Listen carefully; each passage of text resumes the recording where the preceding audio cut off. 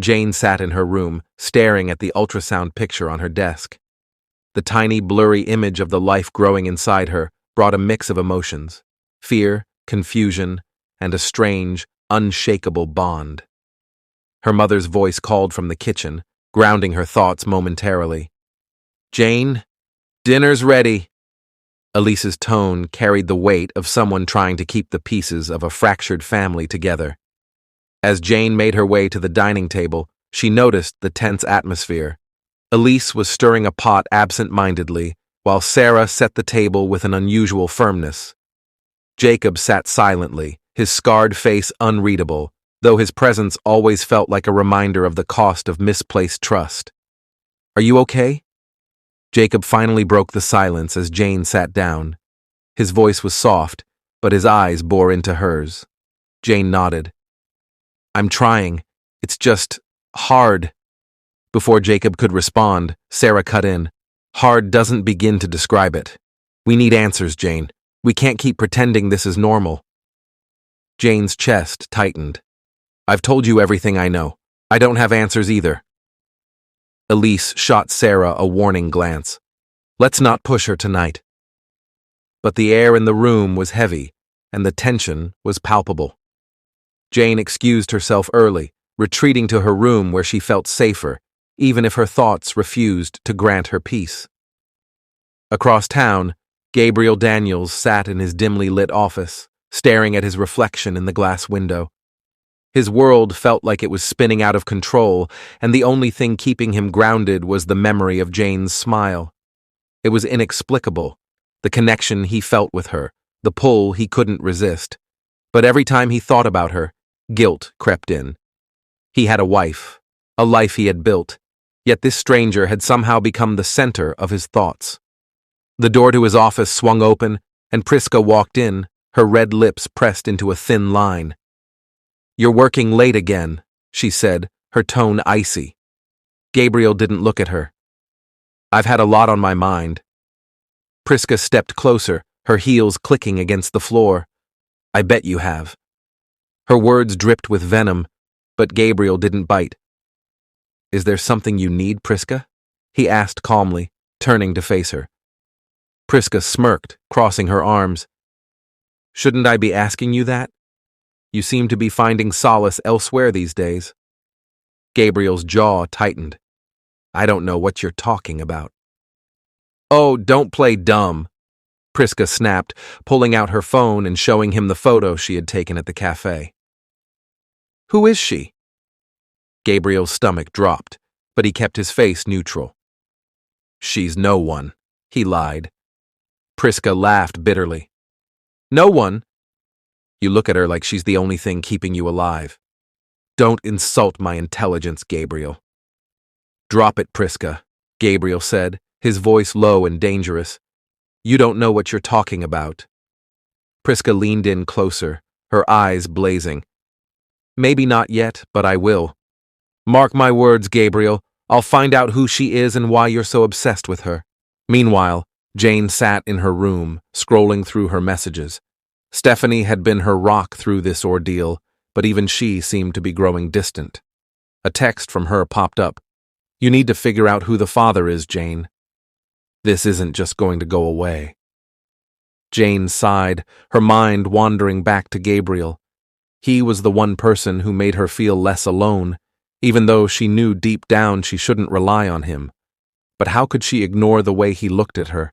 Like he saw all the pieces of her she was too scared to show anyone else. The next morning, Gabriel couldn't resist. He found himself at the park where he and Jane often crossed paths. She was there, sitting on their usual bench, lost in thought. When she saw him, a small smile broke through her serious expression. "Hey," she said softly as he approached. "Hey," he replied, sitting beside her. "You look tired." Jane shrugged. "It's been a long week." Gabriel hesitated before speaking. "I don't know how to say this without overstepping, but I care about you, Jane, and I know you're going through something big. I just want you to know you're not alone." Jane's eyes filled with tears. "Why do you care so much?" You barely know me." Gabriel took a deep breath. "I don't know, but I do, and I don't think I can just walk away." Jane looked at him, her heart pounding. She wanted to believe him, to trust him, but the weight of her secret held her back. "Thank you," she said quietly. "That means a lot." As they sat in silence, neither of them noticed the figure watching them from a distance. Prisa stood behind a tree, her fists clenched and her mind racing. She wasn't just angry anymore, she was determined. If Gabriel wouldn't tell her the truth, she would find it herself. The tension in the air was suffocating, yet neither Jane nor Gabriel could completely detach from the strange comfort they found in each other. Their bond had grown deeper, but little did they know that a storm was brewing, one that would leave no part of their lives untouched. Meanwhile, Jane tried to make sense of her growing belly and the whirlwind of events that surrounded her. Her mother, Elise, and Sarah were more protective than ever, hovering around her like guards. But Jane felt isolated. No one truly understood what she was going through, not even Gabriel. Her best friend, Stephanie, was her only anchor. Over steaming mugs of hot chocolate in Jane's childhood bedroom, Stephanie whispered, "Have you thought about going back to the hospital? Maybe they made a mistake. Maybe, I don't know, there's some explanation for all of this." "I've thought about it," Jane admitted. "But every time I try to call or even step near that place, I freeze. What if the truth is worse than the unknown?" Stephanie took her hand. "You have to face it, Jane. This isn't just about you anymore. You're carrying a life, a child. You deserve answers." But before Jane could muster the courage to uncover the truth, Prisa was already one step ahead. Priska's obsession with Jane had grown into a dangerous fixation. Armed with the findings of her private investigator, she now knew Jane's name, her family background, and even the scandalous detail of her mysterious pregnancy. Prisa smirked as she stared at the report. A pregnant college girl, unmarried and living with her two mothers? Oh, the irony. Gabriel's little charity project. But as she dug deeper, a horrifying realization hit her like a freight train. The dates didn't add up. Jane's pregnancy timeline perfectly matched the period when Gabriel and she had attempted surrogacy. Panic clawed at her chest. Could it be? Could Jane's child be Gabriel's? Priska's mind spiraled. If Gabriel found out, he'd never let her destroy Jane. Worse, he might leave her entirely. She couldn't let that happen. Not after everything she had sacrificed to stay by his side. She needed to take control, and fast. Prisa decided to confront Jane directly, but instead of marching up to her door, she devised a more insidious plan. She crafted an anonymous letter filled with lies and half-truths and sent it to Elise. The letter claimed that Jane's pregnancy was the result of a secret affair and that the father was a married man who was already trying to cover his tracks. When Elise received the letter, her heart sank. Doubts crept into her mind. Was Jane keeping secrets from her? Was Sarah right to warn her against trusting Gabriel? Elise decided to confront her daughter that evening. "Jane," Elise began, her voice trembling, "I received this today." She slid the letter across the table.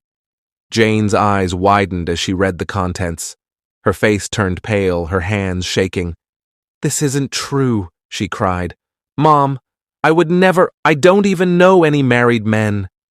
Sarah snatched the letter and read it aloud, her voice dripping with anger. "This is absurd. It's just someone trying to stir trouble. Elise, you can't possibly believe this nonsense." "But what if it's true?" Elise whispered, tears welling in her eyes. "What if we don't know the whole story?" Jane bolted from the room, unable to handle the accusations. She ran to the park, the same park where she had first met Gabriel.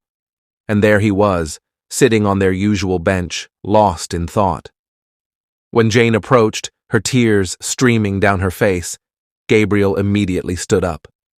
"Jane, what's wrong?" "They think I'm lying," she sobbed. "My mom, my family, They think I've done something terrible. Gabriel pulled her into a comforting embrace. I believe you, he said softly. No matter what happens, I believe you. Unbeknownst to Jane and Gabriel, Priska's plot was already in motion. At the same time, Elise was pacing the living room floor, her mind racing. The letter had shaken her, but Sarah's words haunted her more. Sarah was calm now, sipping tea in the corner. You shouldn't have shown her the letter, she said quietly. It's not about the truth. It's about trust. Right now, Jane needs us to trust her. Elise stopped pacing. And what if we're trusting her at the expense of protecting her? What if whoever wrote this letter knows more than we do? Sarah raised an eyebrow. And what would you do? Hunt down this anonymous accuser? Or confront Gabriel? The name lingered in the air like a dark cloud. Gabriel. He had come into their lives so suddenly, so conveniently, just as Jane's pregnancy had begun to weigh her down emotionally. Elise bit her lip, recalling his polite manners, his way of making Jane laugh when no one else could. But Sarah was right. How much did they really know about him? And more importantly, what was he hiding? As night fell, Elise sat by the kitchen table, staring at the letter again. Her thoughts churned as she resolved to investigate Gabriel herself. Something didn't sit right, and she couldn't shake the feeling that Jane's safety, and the safety of her unborn grandchild, might depend on the answers she found. That same night, while Elise wrestled with doubts and Jane sought solace with Gabriel, a storm was brewing at the hospital where Jane had first discovered her pregnancy. Nurse Priska, donning her fake identity with chilling precision, had embedded herself into the hospital's staff unnoticed. Her obsession with control and power had driven her to unimaginable lengths, and Jane's case had caught her eye. Priska had slipped into the hospital records room earlier that evening. Her heart raced as she typed Jane Rivers' patient ID into the system. Her fingers trembled when the screen revealed an unusual anomaly in the pregnancy reports. 2 files with conflicting dates, 2 fetuses registered under Jane Rivers' name. One file listed her pregnancy as normal, while the other referenced a mysterious surrogacy procedure. Priska's lips curled into a sinister smile. So it's true, she muttered under her breath. Gabriel and Jane were connected in ways even they didn't fully understand. She quickly downloaded the files onto a USB stick and erased any traces of her access. Her next step was clear. She would confront Jane directly, not to expose the truth, but to manipulate it. Priska's plan wasn't just to drive a wedge between Gabriel and Jane, it was to destroy them both. As dawn broke, Jane woke with sharp, stabbing pains in her lower abdomen. Panic set in as the realization hit her. She was going into labor. She called out for her mother, her voice trembling with fear. Elise rushed into the room, her face pale. "We need to get you to the hospital now," she said, helping Jane to her feet. At the hospital, chaos ensued as doctors and nurses hurried to prepare for the delivery. Priska, now dressed in her nurse's uniform, watched from the corner of the room, her expression unreadable. Jane didn't recognize her, too consumed by pain and fear to notice the malice in Priska's eyes. As the hours passed, Jane's cries echoed through the hospital halls. Gabriel, who had been waiting anxiously in the lobby, pushed past the nurses and burst into the delivery room. "I'm here," he said, taking Jane's hand. "You're not alone." But Priska was ready for him. She stepped forward, her voice calm, yet filled with venom. "I don't think you're supposed to be here, Mr. Daniels. This is a family matter." Gabriel froze, his eyes narrowing. "Who are you?" Priska smiled. "I'm Nurse Priska. I've been assigned to Jane's case. And I have to say, it's fascinating how much you've been involved. Almost suspiciously so." Jane's grip on Gabriel's hand tightened as her contractions intensified. "What is she talking about?" she managed to gasp. Priska leaned in closer, her voice low and icy. "Oh, you haven't told her? How interesting." Maybe you'd like to explain why her pregnancy records list your name, Gabriel? Gabriel's face turned ashen. That's impossible, he said, his voice barely above a whisper. Is it? Prisa countered, holding up the USB stick she had stolen. Because I have all the proof right here.